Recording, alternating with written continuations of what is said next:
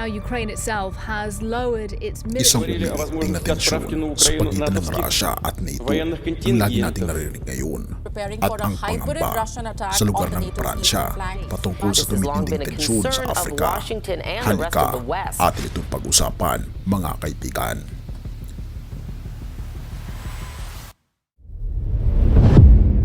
Nagbabanta ang Russia at NATO na magkaroon ng matinding tensyon. Sa katunayan, ito'y nangyayari na at hindi ito nangyayari sa Ukraine ng tiyak na oras. Oo, isa itong cyber attack na ginaganap sa isang tulay sa Baltimore na pumipigil sa isa sa mga pinakamahalagang lungsod sa pantalan sa Amerika. Ika pa ng redacted, ipinaalam ng Russia na aktibong kasama ang Estados Unidos at ang United Kingdom sa teroristang atake sa isang Moscow theater. Ibig sabihin ay ang CIA ay nagpapadala ng milyong-milyong dolyar sa cryptocurrency sa Ukraine upang puntuhan ang operasyong ito.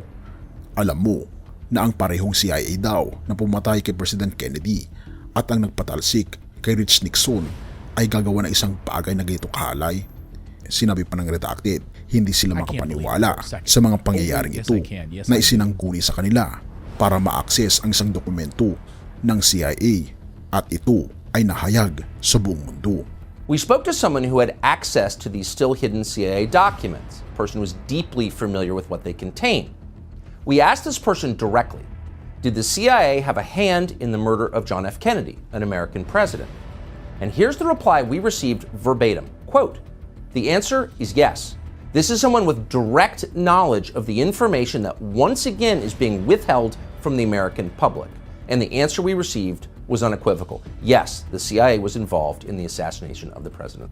At binabanggit dito, tinulungan ng United Kingdom at Estados Unidos upang atakihin ang Moscow ng mga terorista na sila ang naging tulay upang patayin ang 140 na tao na sabay-sabay. At dahil dito, matindi ang tensyon ngayon na bumabalot sa pagitan ng Russia at NATO na hindi binabalita sa anumang news media, ika pa ng redacted. Isang malaking bagay na talaga namang ikinatatakot ng buong mundo, ang pagsabog ng World War III. At hindi man natin ito nakikita, alam natin at pansin natin ang mga ginagawa ng Diablo upang pag-awayin ang malalaking bansa. Makikita natin dito ang tensyong nagbibigay ng mas malalim na rason kung bakit kailangang umpisahan ang World War III. Ang pag-atake ng mga teroristang grupo sa bansang Russia ay nagbibigay ng mas malaking hidwaan sa pagitan ng Russia, United States of America, maging ang mga kaanib ng NATO. Isa mong pa itong Pransya na siyang nagkakaroon ngayon ng malaking problema dahil ang Pransya ay umaasa sa mga likas na yaman ng Afrika tulad ng uranium, lithium, ginto, pilak at iba pang mga mineral upang mapanatili ang kanilang kapangyarihan. Sa katunayan, ang higit sa 70% ng kanilang enerhiya ay nagmumula sa nuklear at ang kanilang supply ng uranium ay halos eksklusibo mula sa Afrika. Ang kasalukuyang pag-aangkin ng Pransya sa mga likas na yaman ng Afrika ay nagdudulot ng tensyon sa rehiyon at ang ilang mga bansa sa Afrika ay nagsasabing tapos na sila sa pang-aabuso ng Pransya sa kanilang mga yaman. Sinasabi nila na nais silang muling makuha ang kontrol sa kanilang sariling mga yaman. Ang rehiyon ng Sahel sa Afrika ay nagiging sentro ng tensyon kung saan ang mga bansa ay lumalaban laban sa pang-aabuso ng mga dayuhan. Ang sitwasyon sa rehiyon ay nagiging mas kritikal lalo na't ang mga puwersa ng Pransya ay sumasalungat sa mga grupo ng mga lokal na mamamayan at mga sundalo. Ang tensyon na ito ay nagiging sanhi ng destabilisasyon sa buong rehiyon at ang pagkilos ng Pransya ay lalo lamang nagpapalala sa mga bagong kaguluhan sa Afrika. Mga awit 95 verse 10, mahal ni Yahweh ang lahat ng namumuhi sa masama. Siya ang nag-iingat sa buhay ng mga lingkod niya.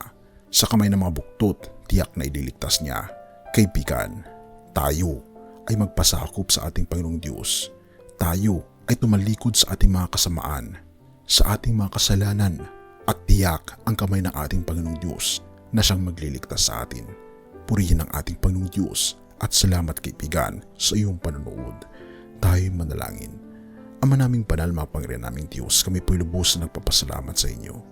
Salamat po Panginoon sa inyo pong pag-iingat sa amin, sa pagbibigay sa aming Panginoon ng katiyakan ng kaligtasan na hindi po namin masusumpungan kahit kanino man.